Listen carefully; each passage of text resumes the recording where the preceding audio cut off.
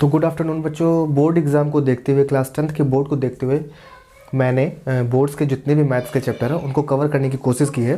तो चलिए आज डिस्कस करते हैं। उसी क्रम में पहला चैप्टर जो है क्वाड्रेटिक इक्वेशन, जो कि एनसीईआरटी का फर्स्ट चैप्टर है और बोर्ड में अच्छे खासे मार्क्स का आता है और आपको आगे चलकर भी इसकी जानकारी होना जरूरी है, क्योंकि 11th और 12th में अगर आप मैथ्स लेते हैं तो बेसिकली आपको 10th तक आपको आना ही चाहिए। ठीक है, तो सबसे पहले बच्चों में जानना होगा कि क्वाड्रेटिक इक्वेशन क्या है। इस क्वाड्रेटिक इक्वेशन, तो बच्चों क्वाड्रेटिक इक्वेशन को समझने से पहले हमें समझना होगा क्वाड्रेटिक पॉलीनोमियल। और क्वाड्रेटिक पॉलीनोमियल है, ये चैप्टर सेकंड है एनसीईआरटी का, जो आप लोगों ने पढ़ रखा होगा।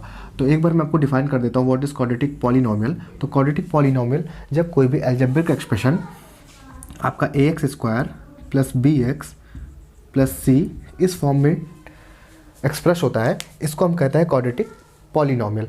इसको हम क्वाड्रेटिक पॉलीनोमियल क्यों कहते हैं? क्वाड्रेटिक पॉलीनोमियल का मतलब है वेरिएबल के पास जो हाईएस्ट डिग्री ऑफ पावर हो वो 2 हो। तो हमें यहाँ पता चल रहा है a, b और c जो है ये आपका कांस्टेंट है, लेकिन यहाँ पर x जो है ये 1 वेरिएबल में है और यहाँ पर जो x है इसकी हाईएस्ट पावर अगर देखें तो यहाँ पर 2 है।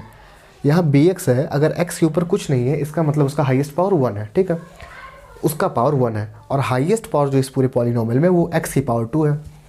तो जब कभी भी कोई भी अलजेब्रिक एक्सप्रेशन इस फॉर्म में आपका डिफाइन होगा तो आपका पावर अगर 2 है तो आप इसे कहोगे कि क्वाड्रेटिक पॉलीनोमियल है। ठीक है बच्चों, और जब कभी भी क्वाड्रेटिक पॉलीनोमियल के इक्वल में हम 0 को रख देते हैं, जब कभी भी हम क्वाड्रेटिक पॉलीनोमियल के इक्वल में 0 को रख देंगे तो ये हमारा कहलाएगा क्वाड्रेटिक इक्वेशन। बस सिंपल सा इतना आपको समझना है। और इसी फॉर्म को हम कहते हैं standard form of quadratic equation.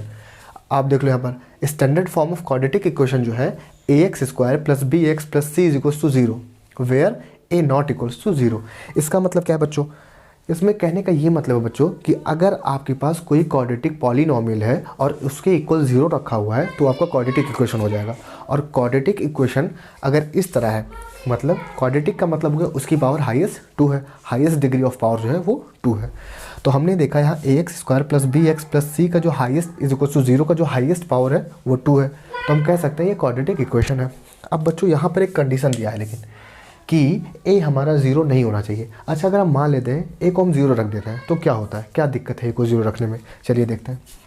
अगर बच्चों हम यहाँ पर a को 0 रखते हैं तो 0 into x² plus bx plus c is equals to 0।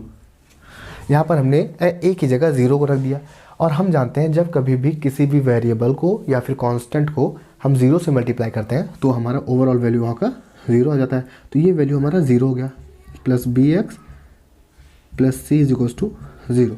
अब बच्चों यहाँ हमें दिख रहा है कि ये जो इक्वेशन है ये स्टैंडर्ड फॉर्म क्वाड्रेटिक इक्वेशन का जो है उससे मैच नहीं कर रहा है, उससे मैच नहीं भी कर रहा है। और यहाँ पर जो हाईएस्ट डिग्री ऑफ पावर है वो 1 है, मतलब यहाँ x की पावर 2 नहीं है। तो हमने पहले ही बताया था कि क्वाड्रेटिक इक्वेशन का मतलब है कि x की पावर वेरिएबल की हाईएस्ट पावर जो वो 2 हो। तो इसलिए हम कहते हैं कि a हमारा 0 नहीं होना चाहिए। ठीक है, तो ये कंडीशन आपको ध्यान रखना है कि आपका standard form of quadratic equation जो है वो ax² plus bx plus c is equals to 0 where a not equals to 0। पहला सिंपल सा चीज़ आपको ये ध्यान रखना है। तीसरा चीज़ हम देखते हैं। इसमें आता है बच्चों zeros of quadratic equation. Zeros of quadratic equation का क्या मतलब है? जीरोज ऑफ क्वाड्रेटिक इक्वेशन का सिंपल सा मतलब इतना है कि यहाँ जो वेरिएबल है, यहाँ जो x² है, x है, इसकी वैल्यू हम क्या रख दें कि ये जो गिवन क्वाड्रेटिक पॉलीनोमियल है, ये क्वाड्रेटिक पॉलीनोमियल है, इसकी वैल्यू इस गिवन इक्वेशन के इक्वल आ जाए। मतलब इसका जो LHS वाला पार्ट है, ये वाला पार्ट, ये LHS कहते हैं हम इसे, और इसे हम कहते हैं RHS। तो इस इक्वेशन में 2 पार्ट होते हैं, LHS और RHS।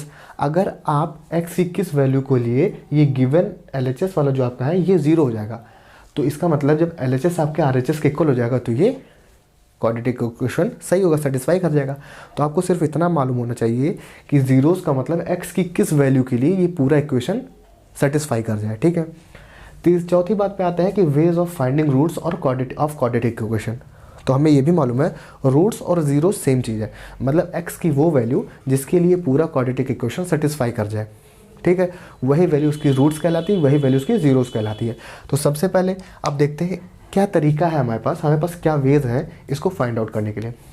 तो पहला तरीका बच्चों हमारे पास है using factorization method, factorization method से हम क्वाड्रेटिक इक्वेशन के जीरोज या रूट्स को फाइंड आउट कर सकते हैं। कैसे फाइंड आउट कर सकते हैं इसका हम फर्दर आगे डिस्कशन करेंगे। अभी फ़िलहाल हम ये जानेंगे कि क्या क्या वेज है। सेकंड जो वे है वो है कंप्लीटिंग द स्क्वायर, मतलब कंप्लीटिंग द स्क्वायर वे जो है ये मेथड, इस वे से भी आप क्वाड्रेटिक इक्वेशन के जीरोज़ को निकाल सकते हैं। और तीसरा तरीका जो है यूजिंग क्वाड्रेटिक इक्वेशन, ये आपका है कि एक क्वाड्रेटिक इक्वेशन है, उस क्वाड्रेटिक इक्वेशन को डिफाइंड है वो, उसे आपको कुछ करना नहीं है, वो डिफाइंड है, उसमें बस आपको क्वाड्रेटिक पॉली या इक्वेशन जो है आपको गिवन क्वाड्रेटिक इक्वेशन जो है उसके वैल्यूज़ को पुट कर देना है। जैसे हमने देखा कि जो क्वाड्रेटिक इक्वेशन है स्टैंडर्ड फॉर्म वो ax² + bx + c = 0 है, ठीक है। और मैं मान लेता हूँ कि मैंने आपको एग्जाम्पल दे रखा है, देख लेते हैं। मैंने जैसे आपको एग्जाम्पल दे रखा है, चलो मैंने आपको एक एग्जाम्पल दे दिया 3x²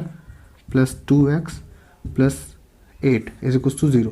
बच्चों अगर मैंने आपको ये एग्जांपल दे दिया तो क्या आप बता सकते हैं कि यहाँ a की वैल्यू, b की वैल्यू और c की वैल्यू क्या है? बिल्कुल बता सकते हैं। अगर आप इस इक्वेशन को इस स्टैंडर्ड फॉर्म से कंपेयर करेंगे तो आप पाएंगे a आपका 3 है, b आपका 2 है और c आपका 8 है, ठीक है।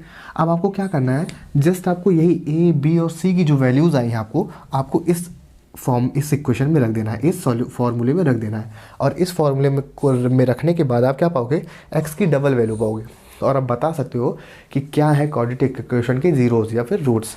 तो सिंपल सा इस चैप्टर में जो आपको ओवरऑल पढ़ना है वो 3 से 4 चीज़ पढ़ना है।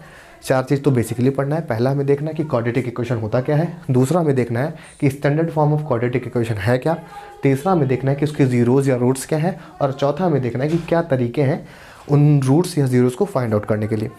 तो और अब ये जो रूट्स या वेज जो है इसको हम नेक्स्ट वीडियो में डिस्कस करेंगे, तो आप लोग बने रहें। Thank you for today's.